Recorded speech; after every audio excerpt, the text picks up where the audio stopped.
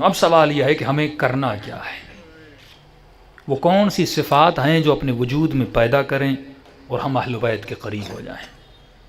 تو ایک ہی چیز کی گواہی ہم زیارت عاشوراء میں ہر زیارت میں دیتے ہیں، اشہد انک قد اقمت الصلاۃ وآتیت الزکاۃ وامرت بالمعروف ونہیت عن المنکر۔ کبھی میں نے سوچا کہ میں گواہی دے رہا ہوں، اقمت الصلاۃ آتیت الزکاۃ، مولا آپ نے نماز پڑھی، میں کون ہوتا ہوں گواہی دینے والا؟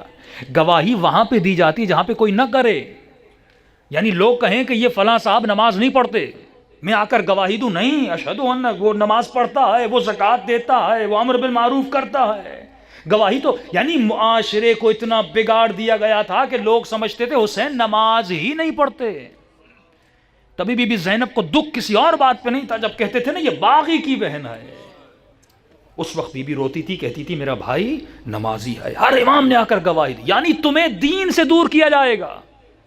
جب تمہارے اماموں کو دور کیا گیا تمہاری حیثیت کیا ہے؟ آج کیا کہا جاتا ہے؟ شیعہ نماز نہیں پڑھتے، شیعہ روزہ نہیں رکھتے، پھر آپ کے ایسے ٹولے بھی بنا دیے جاتے ہیں جو ماہ مبارک میں مولا علی کی شہادت میں لاہور میں کیا کرتے ہیں، دن دہاڑے روزے کھولتے ہیں۔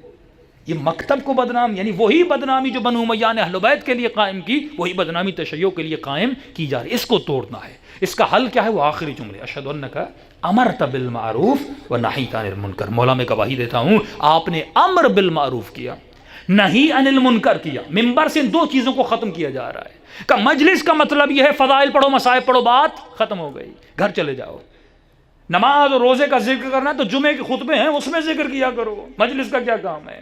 بھائی جب پڑھنے والا 100% یقین رکھتا ہے، یہ شرعی مسئلہ ہے، وظیفہ شرعی ہے، اگر مجھے 100% یقین ہے کہ جو 100 لوگ یہاں پہ بیٹھے ہوئے ہیں، مجھے 100% یقین نہیں ہے کہ آپ میں سب نمازی ہیں، مجھے یقین نہیں کہ آپ سب خمس دیتے ہیں، مجھے 50% ڈاؤٹ بھی اور شک بھی ہے، کچھ ایسے لوگ ہوں گے جو نماز نہیں پڑھتے ہوں گے، کچھ ایسے لوگ ہوں گے جو بیوی کے ساتھ بدتمیزی کرتے، کچھ ایسی خواتین ہوں گی جو اپنے شوہروں کے ساتھ بے احترامی کرتے، کچھ ایسے بچے ہوں گے جو باپ کا احترام نہیں کرتے۔ تو اب میرا وظیفہ شرعی کیا ہے؟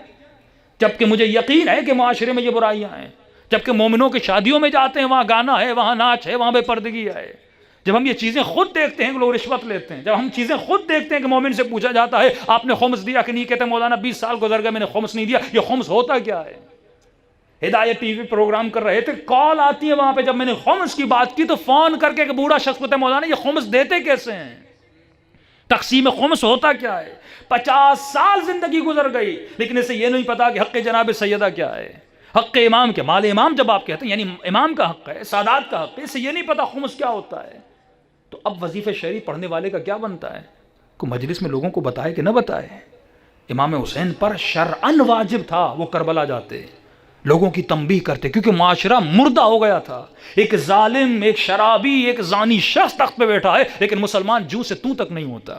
تو حسین کے لیے واجب تھا قیام کرے اور مردہ ضمیروں کو بیدار کرے۔ ہم گواہی دیتے ہیں اشہد انک قد اقمت الصلاۃ، آپ نے نماز کو قائم کیا، امر بالمعروف کیا، لوگوں کو اچھائی کی دعوت دی، اور نہی عن المنکر کیا، لوگوں کو برائی سے روکنے کی دعوت دی۔